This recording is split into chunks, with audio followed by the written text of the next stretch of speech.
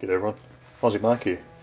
Just doing a contest entry video for JohnWayneColt45. He's running a really excellent contest at the moment, a lot of great prizes on offer. A couple of conditions to be able to do an entry, or video entry at any rate. Must be a subscriber. I can tick that box, been a subscriber for a while. And you must have 5 videos online with decent content. Well, I've got more than 5 videos online. As for the content, well, God knows. I don't know if it's decent or not. But anyway, there's videos out there. What he wants in the video response is, first up, to look at my oldest folding knife. And that's the one you see before you now. I'll just zoom back and have a look at this. And I've had this, I'm not sure exactly how long I got it in either the late 1970s or early 1980s. It's a traditional split joint sort of folder. It's got 2 blades in it. We'll just fold that one all the way out. And as you can see, it hasn't exactly had the best of tender loving care over the years. It's got a lot of patina and everything on the blades there. It's a fancy way of saying rust, I guess. Down on the blade, I don't know if it'll show up, you can just see the maker's mark there. There's an asterisk and a cross, or a star and a cross it turns out.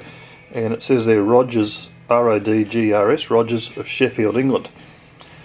Now, in preparation for making this video, I thought I'd do a bit of research and try and find out about Rogers, and I just expected to find they were a defunct company. Much to my surprise, a website here in Australia, and I just did a printout of this, has, not only do they have knives made by this company, but if you have a look at that picture there, it's actually the same pattern knife is still made to this day, which is quite amazing.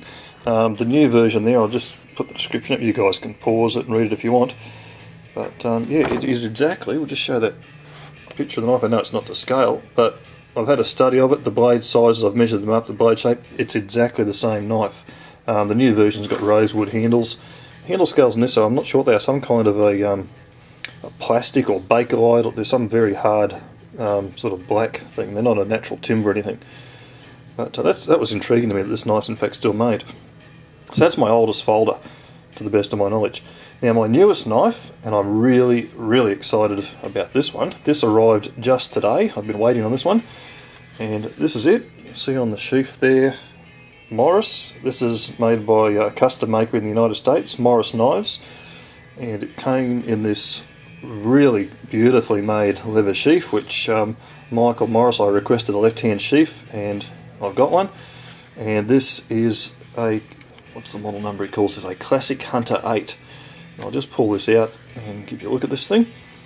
He makes these out of files which he retempers, and you can see on the side of the blade it's actually got still the original markings on the file. He's also got his maker's mark on there, Morris, and I think that must be a serial number.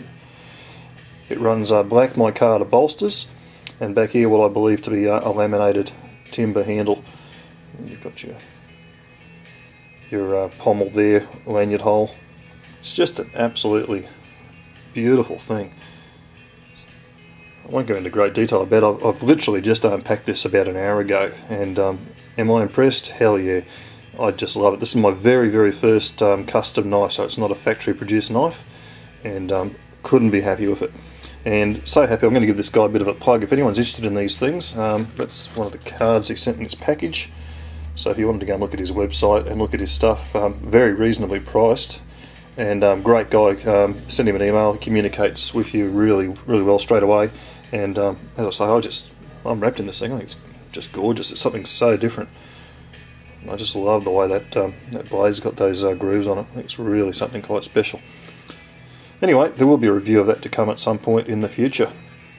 So I'll just put those out there, a little bit of eye candy. Now I need to do a shout out, and I'd like to do a shout out to a channel called Knives and Stuff, and that's a gentleman in New Zealand, not that far from where I am, called Kylie.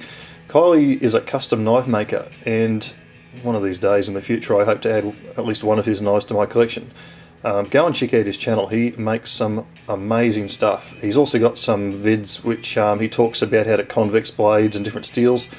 It's fair to say Kylie's very strong in his opinions, but it seems to me he backs it up with practical knowledge, and he really knows what he's talking about. So if you want to learn a bit about knives, knife making, steels, and just look at some really gorgeous custom knives and things, and small swords even he's getting into, go and check out his channel.